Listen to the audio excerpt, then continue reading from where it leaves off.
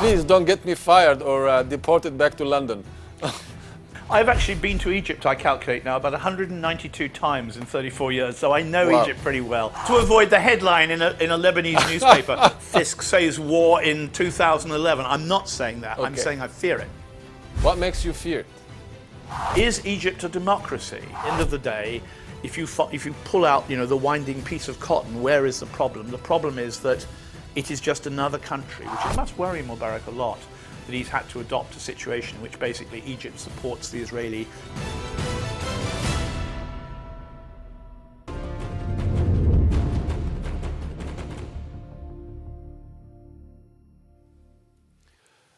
طيب الله أوقاتكم.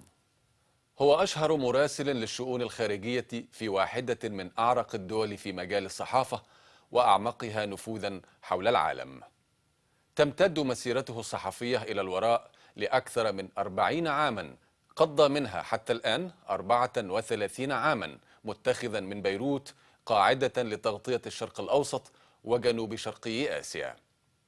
كان من أوائل من وصلوا إلى مسرح الجريمة في مذابح صابرة وشاتيلة أثناء الحرب الأهلية في لبنان. استهدفته الآلة الدعائية القذرة لإسرائيل ولأصدقاء إسرائيل في مواقع السلطة والإعلام. فقد سمعه في إحدى أذنيه أثناء حرب الخليج الأولى. أوسعته الغوغاء ضربا مبرحا أثناء الهجوم الأمريكي على أفغانستان.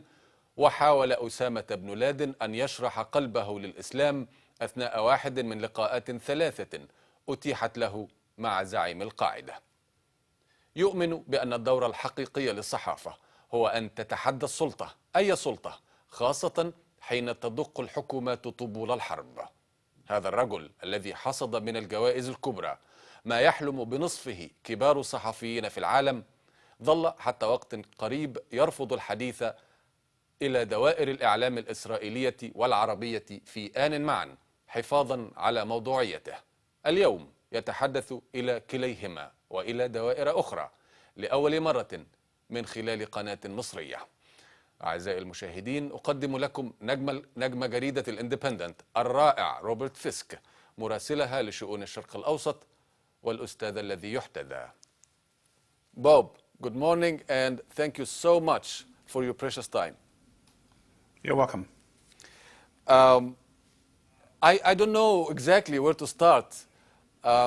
You have a lot in your pockets, and I don't know which pocket I should start targeting. But let us, because now we are in the middle of the 9th anniversary of 9/11.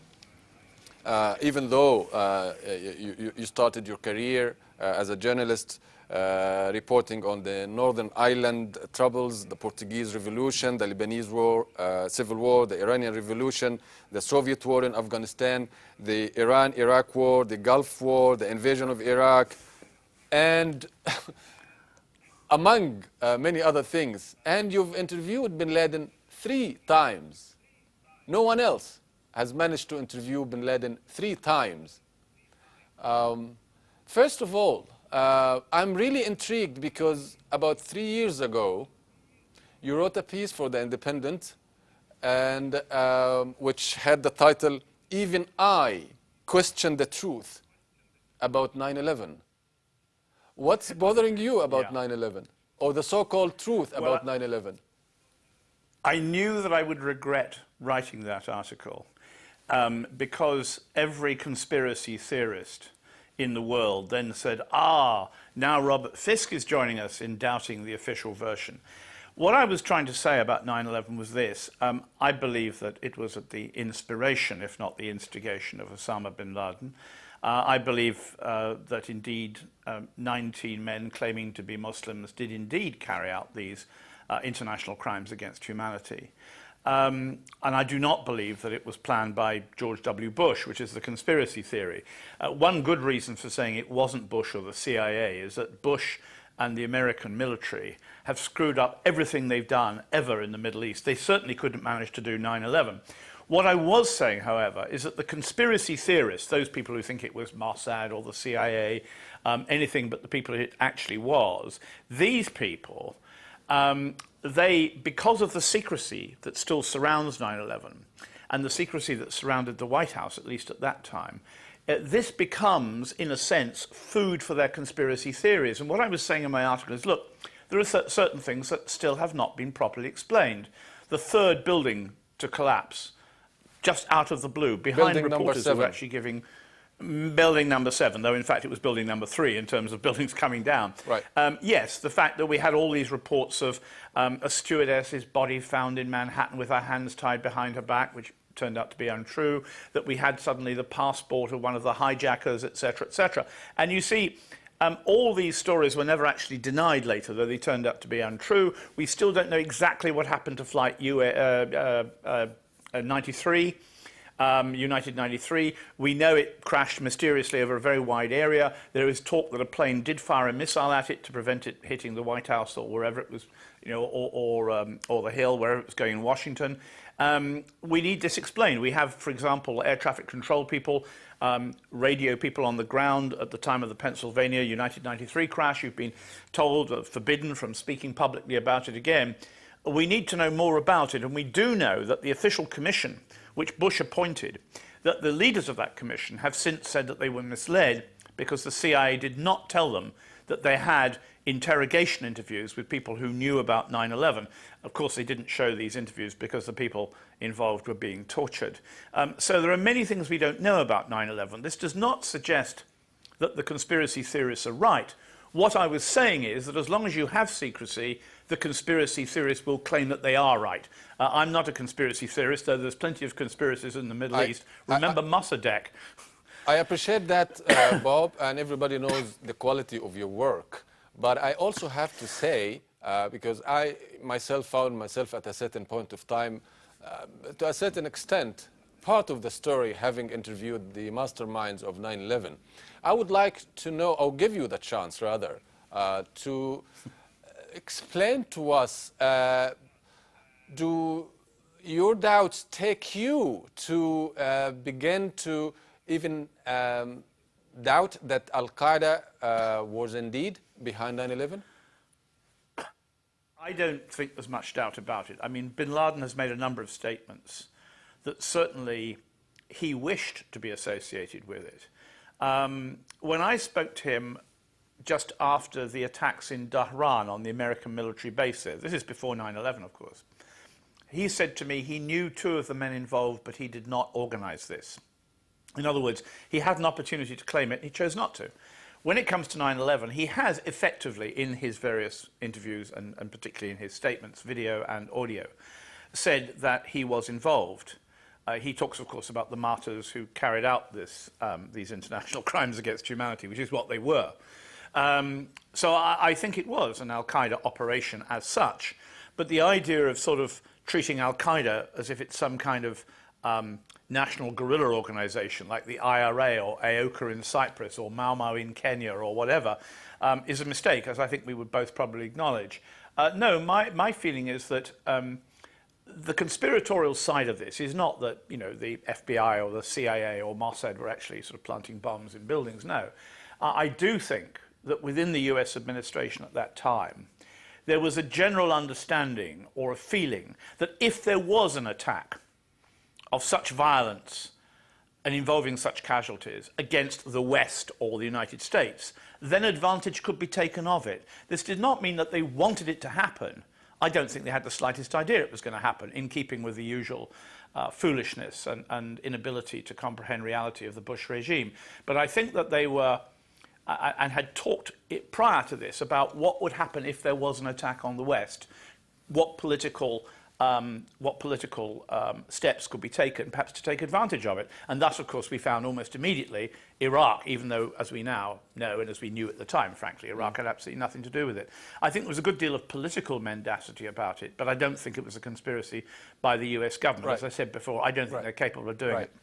Did, in your opinion, did George W. Bush and the neocons and the other layers of decision-making process components in the United States... Layers is a good word, yeah. Did they really need a 9/11 to go out and do things like Iraq and the other dreams that they were dreaming at the time? Yeah, well, it was also, remember when the Americans got to Baghdad, we didn't know whether the tanks were going to turn right to Tehran or left to Damascus. I mean, there were a lot of crazed fantasies and dreams out there. Probably they did. They pushed reality into fantasy to such a degree anyway before they invaded Iraq. Without the sort of world tremor of 9/11 in advance, it might have been even more difficult than it actually was to persuade the world that there was something good, which there wasn't, about the Iraqi invasion. But the real problem was not, were they looking for an excuse for Iraq? Answer, yes, of course they were, and they had been for a long time. The same neocons who were advising Bush to attack Iraq, as we know, are the same people who months, years before, had been advising Netanyahu on his policies over Iran and Iraq and how Iraq should be got rid of and so on. So I think you have to take that into account. But for me, the key moment was when Bush said, and Blair went along with it, our own dear Prime Minister here in London at the time, Okay. This has changed the world forever. I was on a plane crossing the Atlantic on 9/11. Of course, I didn't get there because the plane turned round when America closed its airspace and went back to Europe.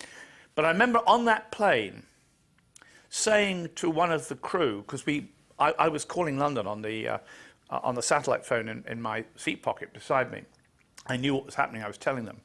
And I said to one of the crew, if Bush or Blair says this has changed the world forever, they will use this as an excuse to tear up all the documentation and laws and rules on human rights that we have created in the West since the Second World War. The United Nations Security Council, for example, International Red Cross Geneva Conventions of 1949, which were founded on the Hague Convention of 1909, and so on and so forth. And that is exactly what Bush and Blair did. They tore up all the rules, all the human rights protections, and we ended up with torture, black prisons, murder, rape, and so on. And this time it was us, not Saddam, who was committing this. So I think it was the notion which the press of the world picked up. The world has changed forever. And I always say when I give lectures in the United States, excuse me, my world has not changed. I still stick to international law and human rights protection.